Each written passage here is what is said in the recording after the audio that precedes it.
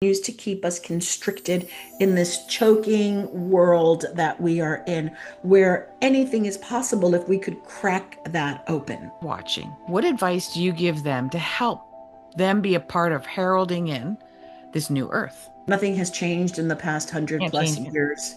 So I'm not saying that it can't change. It can just fall apart when something new gets to replace it. Like Buckminster Fuller said, you don't Just break gonna down say the that. old. Uh-huh. You Go ahead, say create it. the new, you create the new, and the old will fall apart.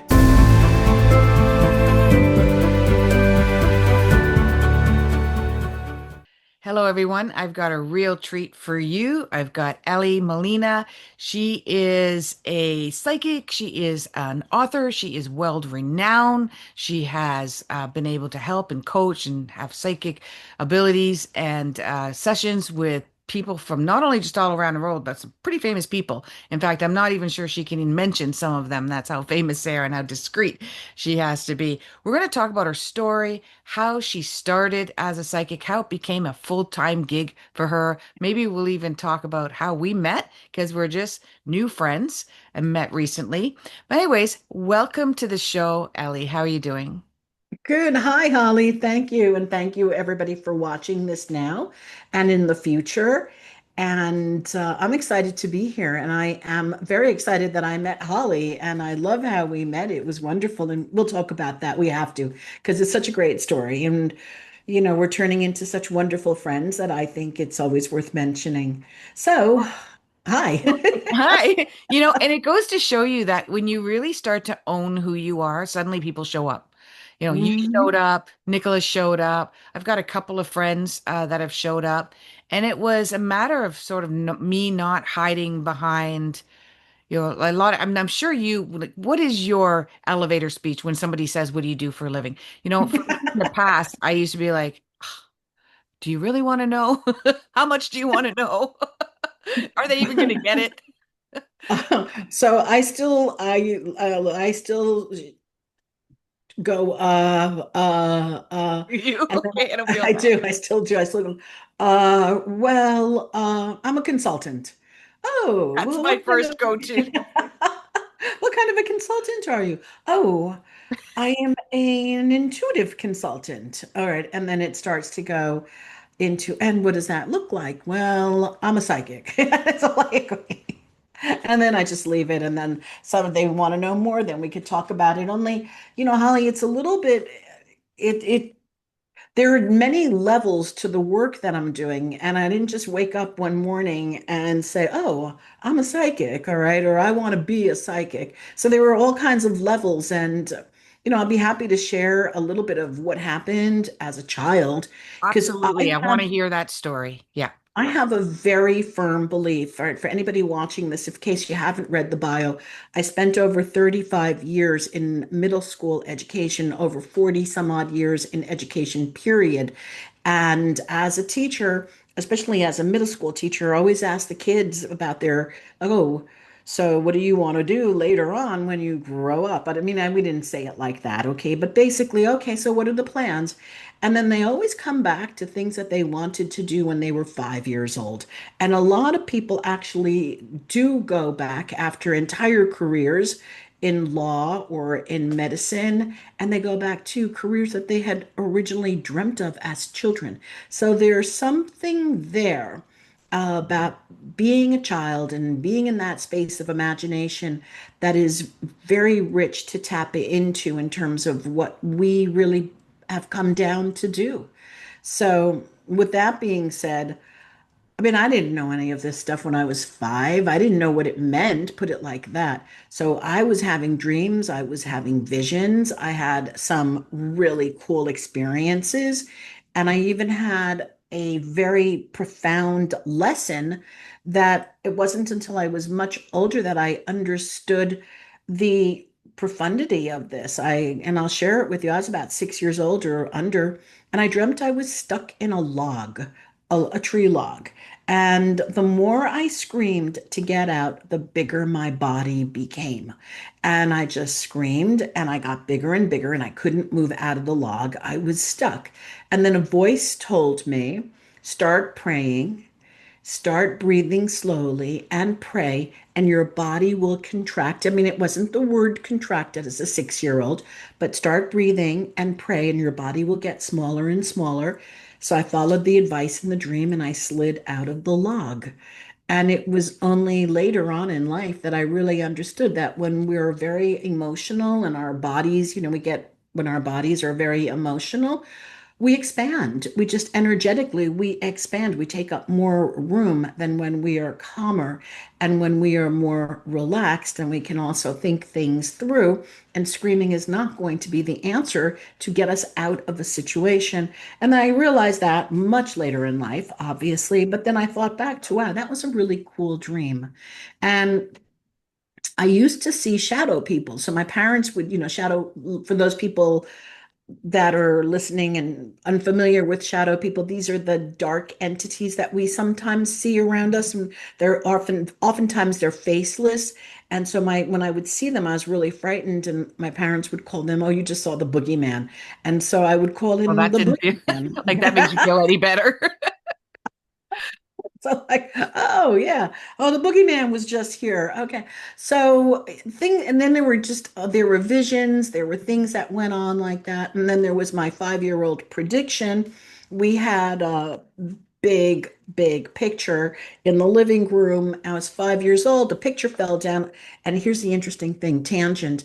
I learned later that this happens to be a Romanian or Gypsy superstition, but as a 5-year-old, I didn't know this. And so when the picture fell down, and we're not Gypsy or Romanian, so it's not like I have this in my background. So when the picture fell down, I turned to my parents and I said, "Oh, Mr. Robertson just died." And it turned out that Mr. Robertson just died, like right around the same time that the picture fell down. So that was the beginning of the playing around as a fortune teller. So, without getting too involved, my first Halloween costume was a gypsy. Okay, you can ask why. And then it went dormant. All right, then it wasn't cool, and I kept it quiet. And then something happened in my life in my 30s, and it just wouldn't stop. It just kept coming back at me. This, no matter what I did, this intuitive knowingness, the stuff kept coming back. So I said, all right, I'm just going to embrace this full time. So I started working part-time as a psychic at psychic fairs. I'm still teaching, mind you. And then I started Ask you bringing that. So people, you're still a teacher. still Okay, teaching. that's cool. And then I have young children. So now I'm bringing the people into the house. I'm bringing the clients into the house, doing coffee grinds and reading. And the kids have to wait upstairs in their rooms until the people leave, all right, or something like that. And not every day, obviously, we're going to school. But then for the most part, then it was the Long Island Psychic Fair, then it was that, and then that graduated into working part-time for California Psychics, all of this while I'm still teaching. And then after that, um, well, I started bringing a little bit of this into the classroom because it's hard to separate oneself from the work if this is who you are. And so what did that look like? Well, it was a little bit of remote viewing. So let's see. Oh, can you guess and I called it guessing. So we would guess. Can you guess like what this is going to be? Can you guess what the title of this book is that we're going to be reading? Can you guess this? Can you guess that? It was playing. But it was telepathic playing. And then we also started doing new moon wish lists back in the day. In terms of anybody's familiar with the new moon wish list, it's the new moon, you write down your wishes, we would fold over our paper. We did it as a journal entry. And then because we were together the entire calendar year, we would go back and right before 6 months, we would look at it and say, "Oh, wow, check, check, check." So the kids really began to see, oh, this stuff can work. This thing can really work. Anyway, do you want me to continue? Like I said, there are I layers know. of this. I just want to interject Okay. a couple of things. So one of the things, the first when you were inside of the log, I mean, I just got visions of like Alice in Wonderland kind of thing. You Mhm. make yourself big, make yourself small. Uh, Yeah, the yeah. other thing that we have in common is my mother is Hungarian, and my mother's mother was the last of the gypsies to settle down. So Wow. that gypsy blood, I got that gypsy No, blood. I'm not gypsy blood. I don't Oh, have you it. said you used, I know, but it's the fact that you said like the gypsy thing Yes. falling down and whatnot. Right. And That's a Romanian gypsy belief. But like I said, yeah, we were not. It was that's why it was interesting. yeah. I just thought it was Yeah. funny that you'd mentioned that, and that's a story of mine that you didn't even know about. And the hmm other thing is just a comment that I think a lot of people would have loved to have a teacher like you. I mean, I Yeah. can't believe you didn't get any trouble for doing that. Nobody No, had a problem no, with it. no, That's no. awesome. No, the kids absolutely loved it. So you can imagine that and I'll share with you a little bit more because as it went on, then the kids wanted to be in my class, or because it was fun. But then what happened is in 2004, Betsy Chassey and her co-producers came out with What the Bleep. So if anybody's unfamiliar with that, go look up the movie, What the Bleep Do We Know? Going down the rabbit hole. So it's all about creating our reality, et cetera, et cetera. Now, I've always been a proponent of all of that, all of this work, affirmations. I started doing Louise Hay work in 1986 and integrating that into the classroom, also using affirmations. So now, fast forward, this is like, oh, if the what the bleep came out in 2004, maybe I'll use some of this in my classroom. I'll use some of the ideas. So I started teaching with some of the ideas. Then in 2005, when The Secret came out, I said, well, this is really cool. Let's do Friday movie day. And so one particular Friday, I showed the class The Secret. And I No always had to have, way. Oh oh my yeah. God. You changed people's lives forever after that. Good for Now, you. I Okay. always had to have permission. All right. So each kid went home with the permission slip. We're watching The Secret, boom, boom, boom, blah, blah, blah. The parents didn't know what that was, but this is what we're watching. Boom, they Probably sign didn't off. even look. They just, Watch. Mom, can you sign this? Okay. Right, exactly. Okay, so we watched The Secret, and then the kids are like, "Oh my God, I want to do this. I want to do this. I want to do this." So I said, "Okay, we're going to start doing this. We're going to start using affirmations. We're going to start using visualization techniques before things." And so we started. Now, if you're familiar with education and the educational system in the United States, and I'm talking back in the day, I can't speak for it now. I don't know how much of it has changed. New York City and larger cities, we teach towards the test. These are the state tests, and it is mandated that children pass the test. And oh, yeah, even if they don't read and write that well, who cares as long as they pass these exams? That's all. You teach to the test. So I decided, okay, we're going to teach to the test. Let's go for it. So I gave them affirmations when we started practicing little things that were on there, because that was part of the curriculum. We had to practice teaching. It's like kind of the SATs, right? You practice Yeah. teaching for the test. So we started practicing teaching to the test. I did. But before we practice, we did affirmations. All the answers are easy and effortlessly. Everything I need to know comes to me easily and effortlessly. I know the answers. I no longer second guess. The first answer that comes to me is the correct answer. So we did all of these affirmations months before the test. When the test finally came, we had the highest scores, no joke, highest scores in the district for seventh grade. It was one of those moments like in that old movie Stand and Deliver. And I just said, this is what we're doing. We're doing affirmations, we're doing belief in ourselves, we're doing visualization, we're manifesting XYZ. Deep breath. My boss asks me, unfortunately, the principal is no longer alive, but she was very open to new things. She said to me, I said to her, I want to do an experiment. And she said, well, what is that? I said, I want to run a program. I want to call it The Power to Create. It will be with seventh graders, and it will be for an entire year. We will run the program for the entire year, and they're going to create realities. So they're going to create things for themselves. They're going to get their grades are going to get higher. If that's what they want, they're going to boom, boom, boom. And so we did. And it was an amazing experience. Everybody that was in the program loved it. More and more people wanted to get into the program, only it was limited to 20 kids. That was our cutoff. And Yeah. then during the time of that, Holly, the way that the universe is, the way that things work, I came across a magic school.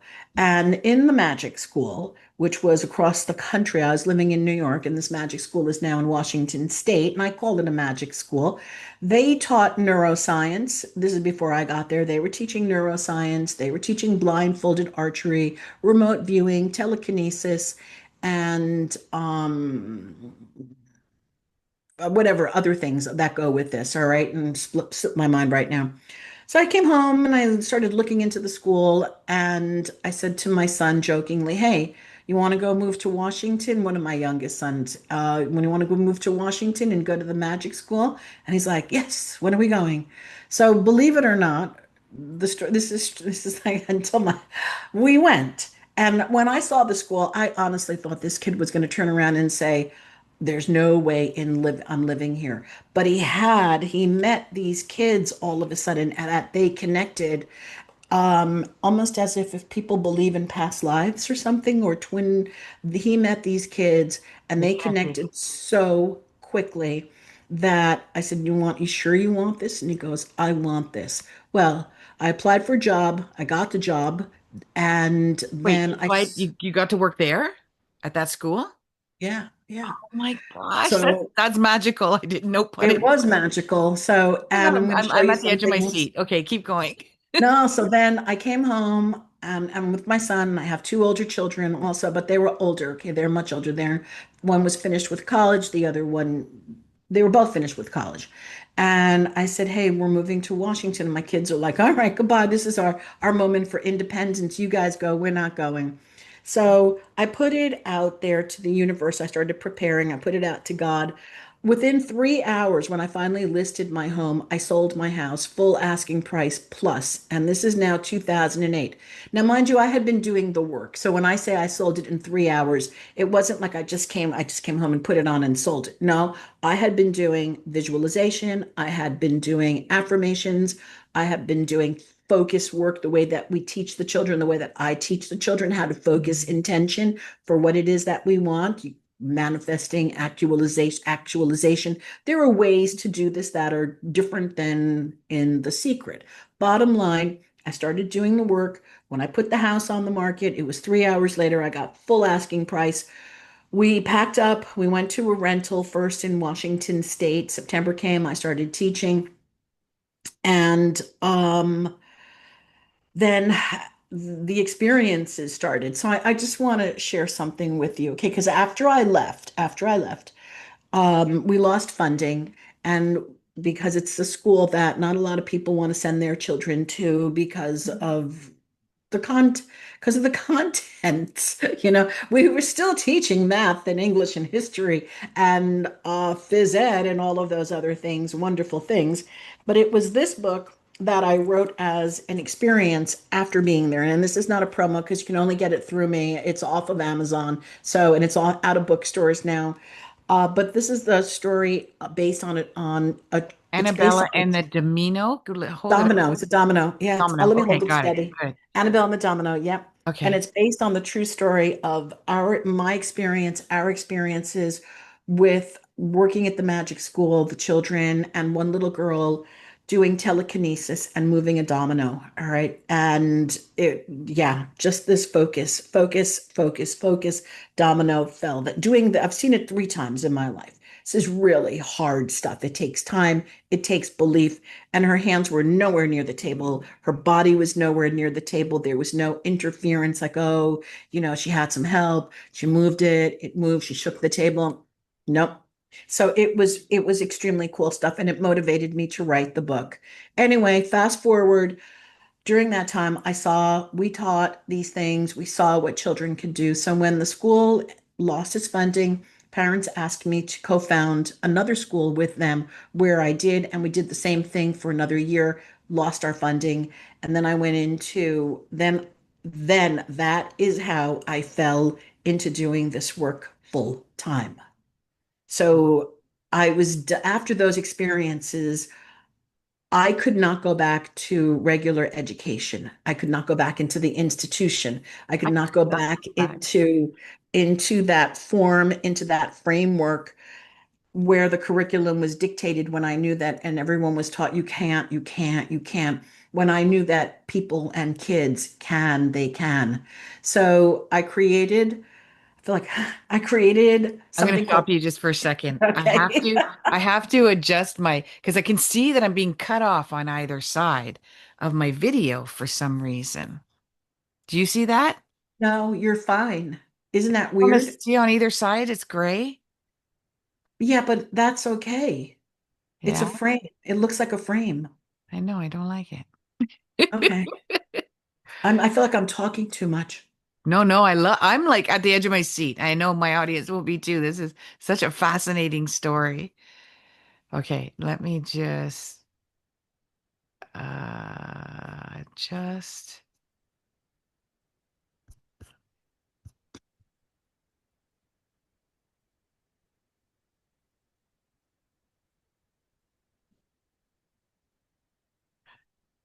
okay. That did it. Oh yeah, okay. Okay, keep going. I see what you did. Yeah. I don't remember what I was So talking. the school was done and then you Okay, could all never right. go back to going anywhere else working and then Hmm. that's where you stopped. Okay, right. And so then after the school was finished and I was at home working, not working, an opportunity came to me, again, coincidence, if you want to call it that way. California Psychics reached out, and I was unemployed at that moment in time. And California Psychics reached out and asked, "Hey, do you want to work for us?"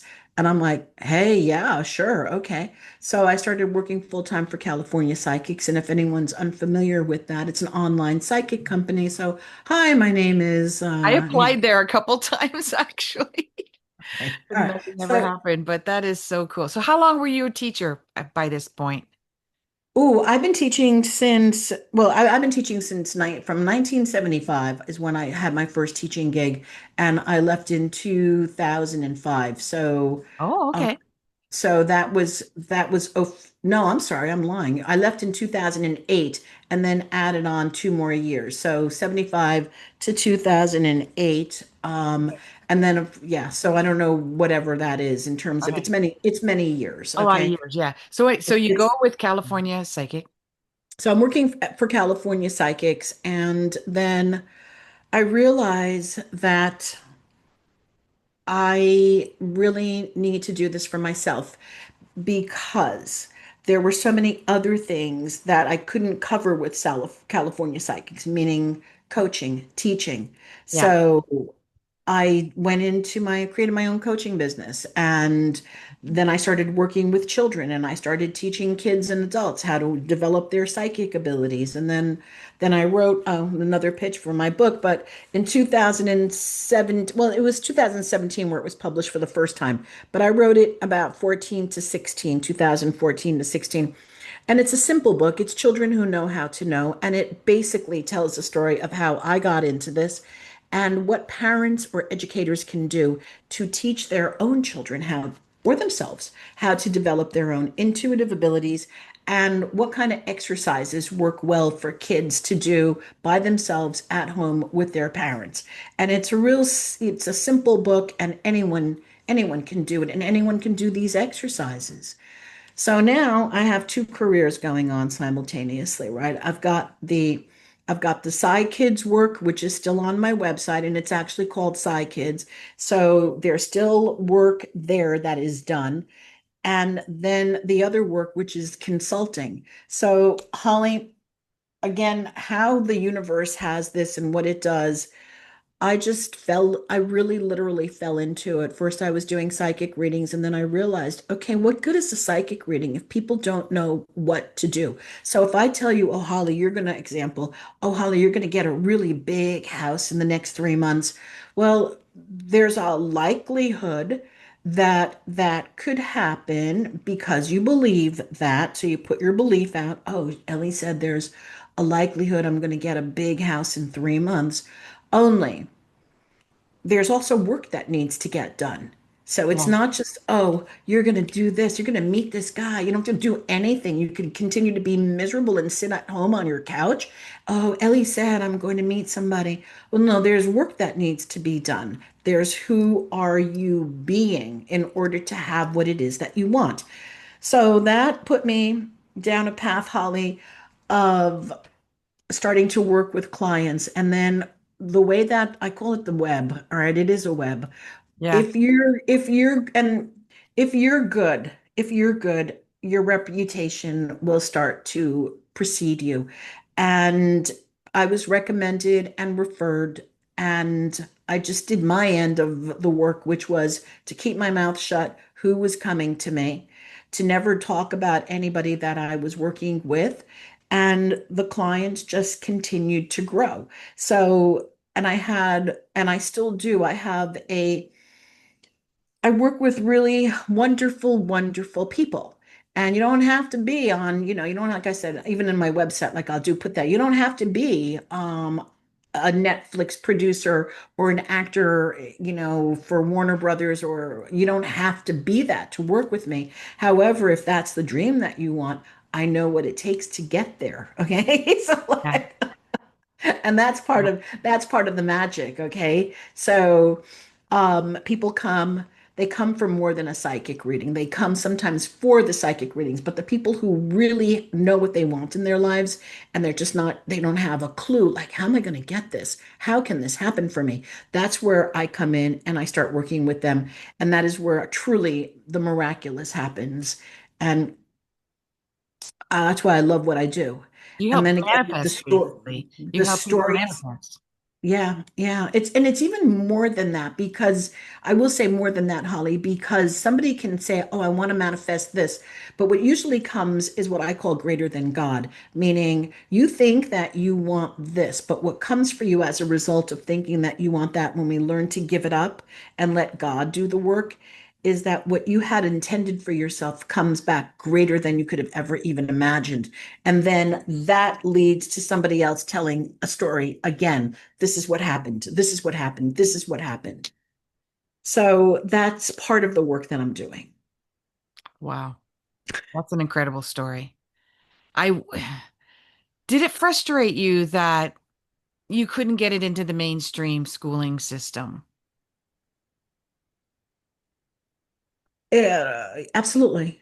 And what, so there's, this is a, so I started this work. Think about it. I started this work back in 86, believe it or not, even though it was quite subtle. And I had said to myself, gee, I'm going to write a book and it's going to be called Yes, You Can. But then Louise Hay beat me to that, right? And she wrote Yes, You Can. And so it's like, okay, well, next. And so for when I did start Psy Kids, and I do have and I had the curriculum, and it's even in the book, and I started that, and I looked to get it to move somewhere, people weren't ready for it, and people are still not ready for it. I This know. and this brings me now to the Psy Games where we met. Yeah. There were people in the audience that were blown away by what the contestants did, and rightfully so, because they had never seen it.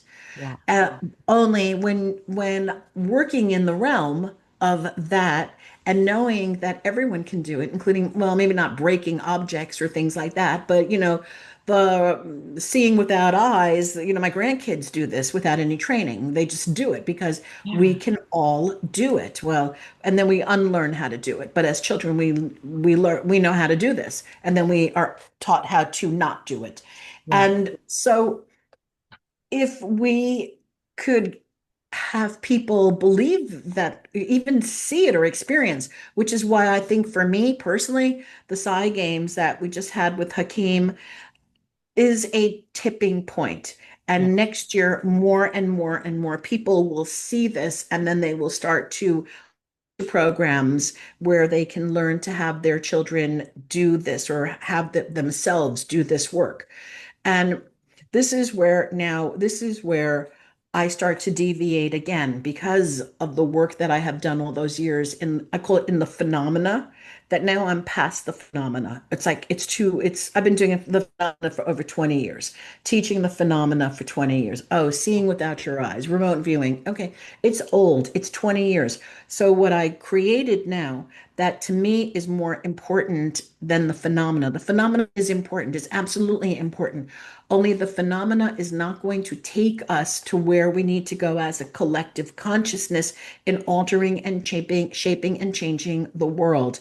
So where I'm going now is into, I call it Scientology, not Scientology like Ron Hubbard, but PSI hyphen ontology, ONTOLOGY, which is the who are we being, so that we can consciously create the psi phenomena as an everyday occurrence as part of like reading, writing, speaking, thinking, psi, and that we encompass us fully, and that's who we're being. So I've created language models around this. I'm working on a book on this, and I started presenting and talking about all of this now as much as I can. So that's where I'm going because the phenomena is great. What happens after the phenomena? It's boring. All Yeah. right, boring. So, oh, I can see without my, how will that change the world? Yeah. So I'm not saying not to do it because it's important to do the phenomena so that you have it in your body, so that you know that you can do it. So with the phenomena, knowing that I can do this, I can see blindfolded, I can hit a target, my eyes are closed and I'm doing blindfolded archery.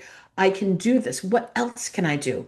I will not be afraid to go for a job interview or speak somewhere or do something. So it becomes an energy that is empowering and transferable, only it needs a new context. And that's where I'm working now. Oh, thank goodness. We need more Ellys out there to be working on this. I think there is, but it's just not mainstream. So I got so many questions. So one question is, why do you think it hasn't become mainstream? Has it been suppressed by us in society because we don't want to accept it, or is it suppressed in other ways? All right, and this is a great, great question. So this is part of my first, this is going to be in chapter one of my book that I'm in the process of writing. I knew that. And no, it's just true. It really is. It's called Scientology, and I'm going to have a tagline, and I don't know what that's going to be just yet. Yeah. Only it's suppressed because we got dropped into a world that caveman created, or whoever came first, whoever started speaking language first, okay? Caveman, grunting, whatever. We then have not changed our thinking, our language. Nothing has changed since survival instincts, fears, survival, competition. Nothing's changed. It's just taken on a different dress or a different suit. It's still the same. And until that consciousness, until that worldview, the worldview is that there's something wrong and it's dangerous out there and we have to survive and it's fearful. So that's the worldview. So therefore, anything that is outside of that worldview, which is perpetuated by authority, that's part of the worldview also, is made wrong. And so I can't do that. I can we don't even think before we open our mouths. So we are speaking as machines, we're speaking as mechanical beings. And on top of that, we're also speaking conversations of dead people. We're speaking the same lines that other people have spoken hundreds of thousands of years before us, okay? And we never think for a moment that our language and our thinking continues to keep us constricted in this choking world that we are in, where anything is possible if we could crack that open. And so Right. that's what I'm working on. And I'm working on spreading those teachings so that people can learn to break the limited matrix that they are in and start to see the world of possibility through language and thought. And so all of the institutions that we have perpetuate this worldview. Yeah. Um, Everything perpetuates this worldview. And right now, there are a few people out there, myself included, that are saying, hey, with this worldview, even spirituality is not going to go anywhere. It's just going to change its coat. That's all.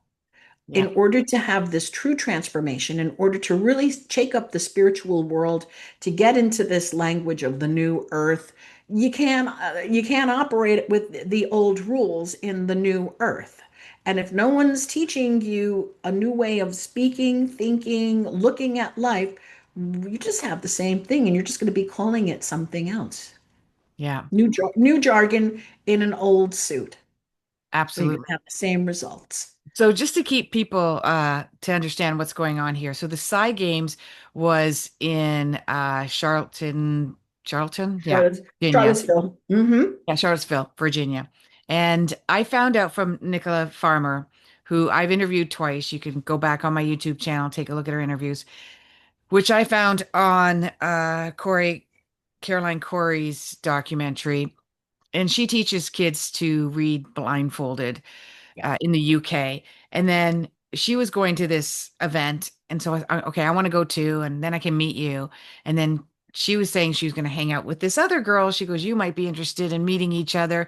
And I was thinking, I'm lucky if I'll be able to spend 5 minutes with Nicola and her friend, right? Because both of you were judges at the PSI games. And the PSI games was basically tests that were done on stage of people with extraordinary abilities and to kind of have a competition around it. But there was also a lot of speakers, which were wonderful to listen to some of the speakers as well. And that's how we met. Well, I think we spent most of the weekend together when you weren't Yeah. doing something else, voting and whatnot. So it was quite phenomenal. There was a gentleman that went up there and broke like metal, like big Mm-hmm. chunks of metal on his Mm-hmm. arm Mm-hmm. and did that over. And I remember you because you were sitting beside me. You said, oh, he's like got a bruise or he's got a little blood. He did. I saw him later. He had some scratches. And then there was extraordinary abilities, which both of us, you and I agreed that that's probably not the best circumstances for them to focus on their extraordinary abilities on stage with a whole audience kind of hooting and It's howling. actually just, it's incredible for people to be able to do that. They were well trained. So Yeah. this is this is training. And Holly, the fact that they could focus and not be distracted by all the noise and the talk and the music was phenomenal. That Still did alone what they earns did. them. Like I could only imagine that was only 50% of their abilities because of Absolutely. the circumstances, right? And Absolutely. basically what they had to do was one of them was blindfolded and two or three of them were actually blindfolded and to be able to, match pegs with colors and hold up sheets of paper but there was one lady there that was phenomenal that just nailed it 100% Yeah. every single time. And Hmm. her daughter had some abilities as well too. But my token from this is when you said, people go, so what does it matter if I can read blindfolded? What does it matter if I can read people's minds or manifest? How does that help me in the everyday mainstream world? Well, imagine if you could heal yourself. Imagine if you could heal your mind. Imagine if you could heal other people or heal their minds as well, or that you would be able to manifest, or not only as an individual, but as a group, because that's what we forget. We're actually tribal people, and we're supposed to be doing some of these things as groups. There used to be giant rituals, and there was really bad rituals back in the day, and there was some good rituals as well. And I believe that in the last 2000 years that they've just been dumbing us down because they don't want us to know that we have this. And it is a feminine energy. Like there's feminine and masculine in the world, and they're both equal, and they both are very, very necessary, and they absolutely have to be balanced out constantly, which we're completely out of balance. And the feminine energy, not saying that only females have this ability, because that's absolutely not true, but it is a feminine energy. And that feminine energy has been dumbed down because it disempowers us. And you think of the word disempowerment because they don't want us to have power Hmm. over Hmm. healing ourselves. How are they going to make money if we can heal ourselves, if we can help each other out? Absolutely. Absolutely. How is the Absolutely. world gonna, like the monetary system gonna continue? Uh, Hmm. that and how's the monetary system going to continue if we realize we don't need stuff to Hmm. our happiness, which is power of Hmm. our happy brain or our happy Hmm. mind, Hmm. and we could heal our mind. And Hmm. as Nicola has said, and she's explored this since, because I've done readings for Nicola too, and I said you got to do this with adults. So she's now exploring it with adults, and it Yeah. is successful. But it is much easier for kids under the age of 7. Why? Because they haven't forgotten who they Yeah. really, which I think is awesome. Now, as you were talking, I just want to share this now, and she's going to hear it for the first time, and everybody else is. So we'll see how this comes true or not. But when you were talking about your book, I thought this book is going to become a documentary. Your book will Okay. become a documentary. All right. Your words to the God's ears. There. Okay.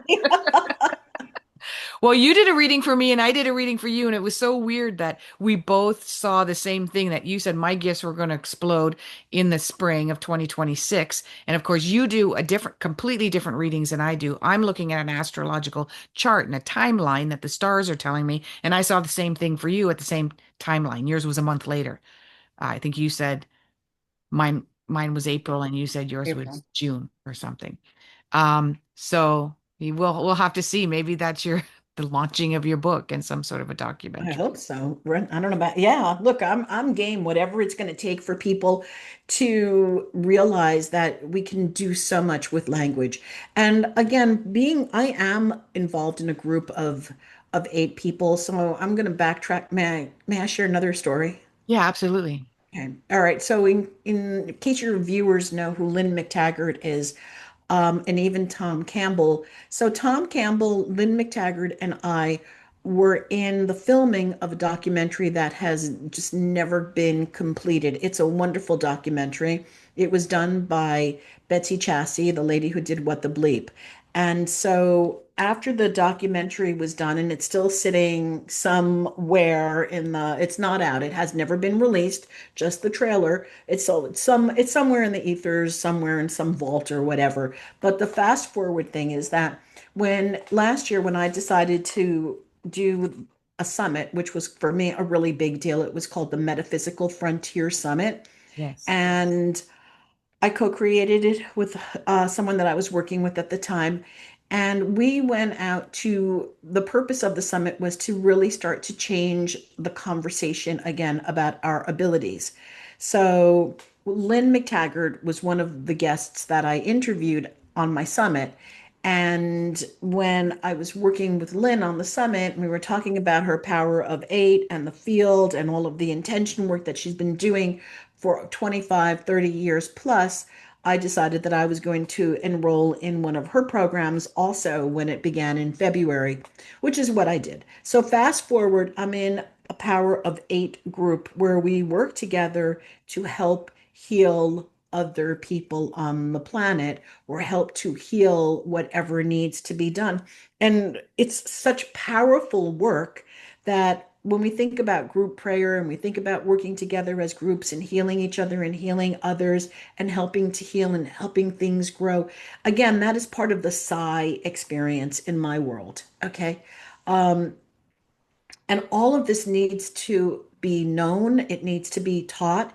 And then we need to have, like I said, the language around this so that when we start working in this field, we can speak a common language of breaking the boundaries, breaking that matrix, and stepping into a limitless possible world where possibilities and miracles are as natural as the sun shining in the sky, which it does even if there's a cloud. Okay. So that to me is, and to be able to speak about the weather, to speak about our psi abilities, the same way that we speak about the weather, that it's not unusual and there's Yeah. nothing strange to any of this. And Joe knows how to write. Oh, good for him. I heard writing's going to be a lost skill. But my point is that nobody talks about, oh, did you see Joe learned how to write? Okay. Yeah, when he's 5, okay, everybody says that. But I mean, hey, as an adult, we don't get all excited when Joe knows how to write. And I really truly hope that that article that I read is going to be wrong, that writing is no longer going to be a skill that we use. So my point is that if we can get to the point of talking about our own abilities and owning them proudly as part of us, the way that we talk about anything else in the weather, that to me will be okay. This is what we need now. This is what we need. Now we can create this higher level of consciousness. Now we can create this new awareness. Now we can create a quote unquote new earth with new tools, new language, new abilities. Ta-da! Okay. Thank you. Oh my gosh. I we could probably talk for hours after this. I So can.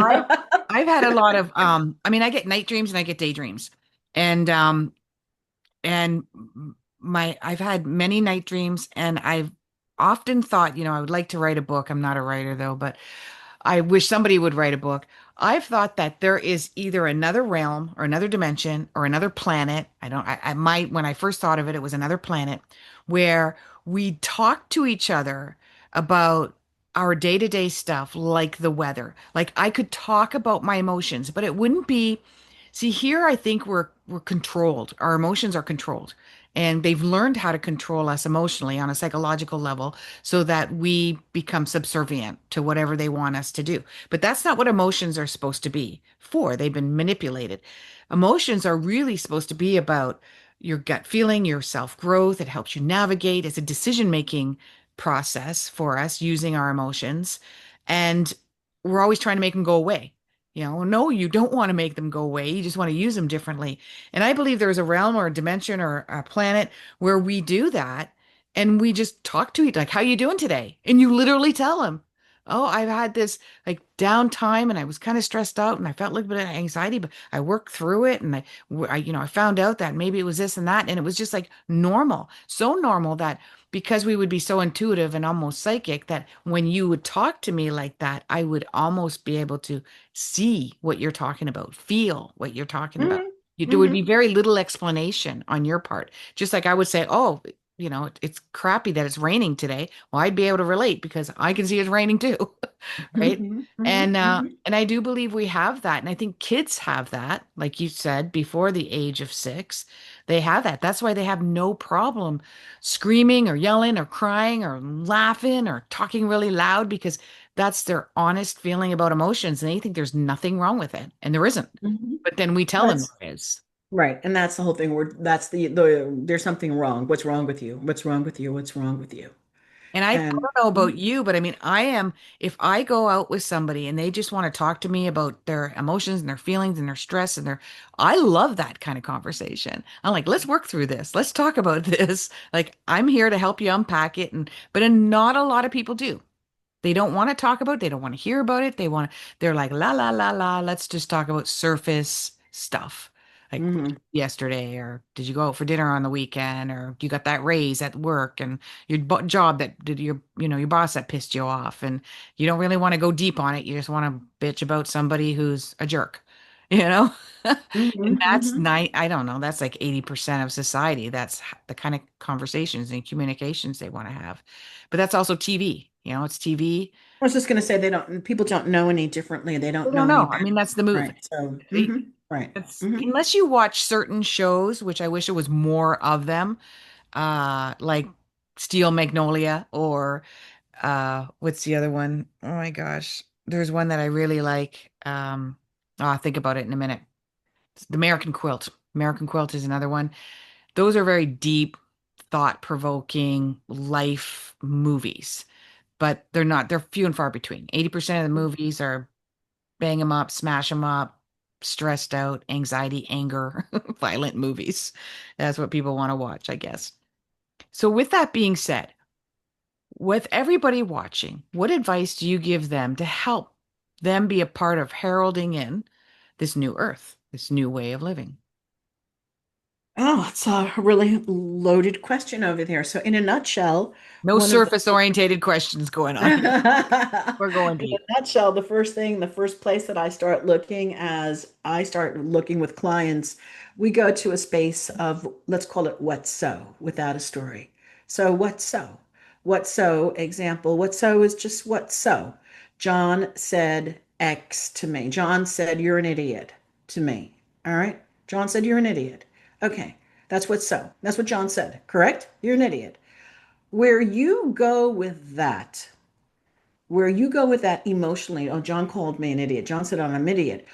Where you go with that, whatever emotional, physical trigger happens into your body, that is stuff that comes from the time that you're a child. That's just what so that was programmed into you. And again, if you want to be more new agey, you could say, well, it's a past life program or it's whatever. We don't know. Okay, but it's Yeah. there. All Where it right, comes whatever. from doesn't really matter. It's Exactly. But staring what's you in the there face again right now. it is there, Yeah. and it is a trigger, and something has happened to you in your body. So, with the first place that I work with when I start with my clients is that we unpack that. John called me an idiot. Okay, so what does that mean to you? Are you an idiot? No. Then you have choices. You could tell him, hey, I don't appreciate you calling me an idiot. There are a lot of choices that you could have, but you take responsibility. So the first thing is that you stop the story. Because what normally happens, which is again, perpetuated by our television shows and our society. John called me an idiot, and the next thing is, I'm going to get him. I'm going to blah, blah, blah, blah. He's not, but there's an emotional drama starts. Let's call it like that, drama. So then we have drama, and drama ensues, and then of course the emotions come, and then the drama goes on and on and on, and then we're in the loop, and then we're stuck, and we're in that old matrix, in that old fish tank, and there's no growth and there's no possibility in there. So we want to start to become responsible for what we say to ourselves and to other people. And is that going to bring me forward into the creation that I say that I want? If yes, then this is what I speak. If no, this is not what it's not what I speak. But it becomes that looking at yourself immediately from the beginning as a child and learning that. And that's one of the things that I address in the book. This, right? I started to unpack that with 6-year-olds when I was working with them.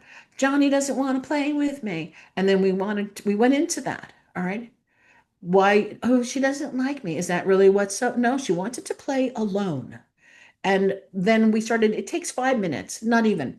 And then you unload all the emotions and no story gets created. So that's where I begin. The work is to deconstruct the stories that we create that carry us over and that we become 80-year-old people with an emotional intelligence and response to other people as if they were 5 years old. And that emotional response is reflected in our language. Oh, he did that to me. Okay, well, he just did it. Perhaps you were there. Maybe you were just standing in the wrong place at the wrong time. Perhaps there was an intent.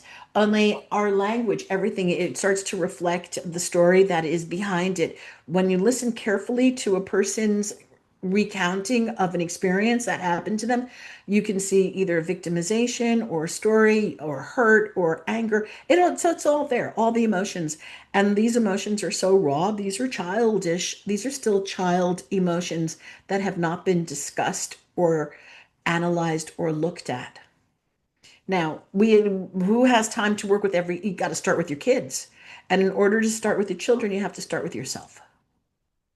And that's what my work is. That's my work is to start with the parents.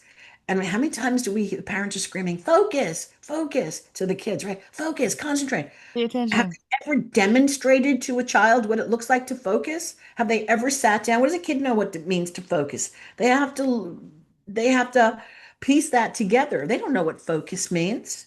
I mean, I saw that throughout all of education. Oh, he's not focused. He doesn't even know who taught him how to focus. Who Yeah. taught him what it looks like to concentrate? Who taught him? Nobody. Nobody. We know what it doesn't look like. Then you get a pill. Yeah. Some people are not naturally focused people. Uh, when I It's work with, not learned. Excuse me. I just want to interrupt, Holly. yeah, It is when I did this work with adults in a class in a program, I taught them focus and concentration. I taught them through exercises. People can focus. It's a learned behavior. So even if you think the wires are not there, perhaps the wires were there and then they were not connected during childhood appropriately, which then caused, and not even appropriately to have someone focus. So then it becomes, oh, I can't focus. I can't. You never taught. so what is one tip? What is one teaching that you could share with us on how to focus? Okay, so I'll give you an example. When I was working with the children, we did focus work with 3-year-olds. What does that look like? Well, 3 year olds. Okay. what? 3-year-olds. 3 year olds. Okay. 3 years old. And it's in my book also. So what we do is we start to sit down. Kids love to sit crisscross applesauce, right? The old yoga position. So Yeah. the kids sit, okay, they put their hands on their lap or whatever, and you give them a fake candle, okay, a little light, all right? And now they have Okay, we're starting 3 years old. Now we're going to start for about a minute, 1 minute. You're going to sit there and you're going to look and stare at the candle, and and your body will not move. You will not fidget. You will not move. You will stare at the candle. And so then we start to increase that when we were increasing it. Kids can do it. All you have to do is teach them how. And Yeah. then you tell them we are focusing on the candle or the light. We are focusing on this. This is what it is when we focus our energy and our concentration on one thing. And so by not moving their body, again, because they can feel the discomfort in their body, they're not moving, they become aware of their body, and we talk through it and we do it in pieces. So, what did you feel? I wanted to move. I didn't. I stayed focused. So, that is a trainable and teachable skill because I have done it. And that is the skill that yogis have also, who can sit and focus for hours. It's a skill Yeah. and it is trainable and it is teachable. Yeah. And And with everything going on now, I mean, even people who could focus probably are losing that state of focus because are just, the computer and the phone and our focus is just like all over the place. right. Social But again, media. if you were going to practice this, you turn off your phone and you turn off all Yeah. the distractions, and it would Yeah. be an exercise that is solely to do So you're this. suggesting just start for 1 minute. Yeah, absolutely. And notice what comes up. Notice how often your mind wanders. Notice how often your thoughts go. Zoop. Notice how often you want to scratch or you want to move or you want to fidget. Just notice. Start for 10 seconds. Start for 15 if the minute's too long for you. You'd be Yeah. amazed at what you can do. Yeah, I was just I'm taking a course on happiness with Mo Gaudet. I don't know if you know of him, as the ex-CEO in marketing or whatnot with Google X. And one of the meditations that he says that he practices is 25 minutes. He does it. This one he only does 2 or 3 times a week, and he sits for the 25 minutes and he lets his mind go wild. He goes, just let it go wild, let it all come out. And he goes, after about 15 minutes, but you got to talk to it. Like if you're repeating yourself, you got to say, I don't need to hear that. I mean, again, I already heard it once. And you got to kind of talk to your brain like it's a person. And then he says, after about 15 minutes, you got nothing else. Unless you're repeating what you said before, which you're not allowed to do, and get it out. You don't always have to sit there in like complete silence and your brain is like completely still and thinking of nothing for an hour or half an hour. Well, that's not even Lots of different possible. I types. mean, for most people, it's not even You got a possible brain. to do that. It's Exactly. working. And the mind is constantly working. So Yeah. my point is that what I was saying about focus, though, that doesn't mean that you can't have other skills. It just means that you can have other thoughts. It means that you're just Yeah. really on that particular activity right now where there's no movement and you're learning that's what it is to focus. That's what it is to do one task. Controlling the monkey mind is awareness. That's all. And so what he was doing is he's letting the monkey mind go, but he's having you look at what the monkey mind is doing because Yeah. most people don't even know that they have a monkey mind. And that is the biggest thing. And working in this, I call it the realm for so long, I forget that people don't know that they have a monkey mind. Because I think it's so normal. I've told Mhm. you, and I've told a few people, and I've done some TikToks on this, where in the last year I've had at least four or five incidences that lasted anywhere from 2 to 5 days, where I called it 5 days of bliss. And my mind literally for 5 days was not monkey. And it was just like, oh, look at there's a tree, or look at there's a stop sign. I better stop. It was the most amazing feeling ever, not to have Mhm. my mind ruminating and thinking about the past, Mhm. thinking about the Mhm. future, and thinking about, silly things. And I don't know what happened. I don't know why it happened. It just happened and then it just disappeared, which I wish I could have it all the time. But at least I know what it's like not to have a monkey mind. This is Yeah, and that's a neat. beautiful experience. Yeah. Oh, Mhm. it's so amazing. I didn't have to have a near-death experience to have it. It just popped in and popped out. And I'll never know when it's going to come again. Maybe it'll Mhm. maybe it'll be tomorrow. Maybe it'll be next week.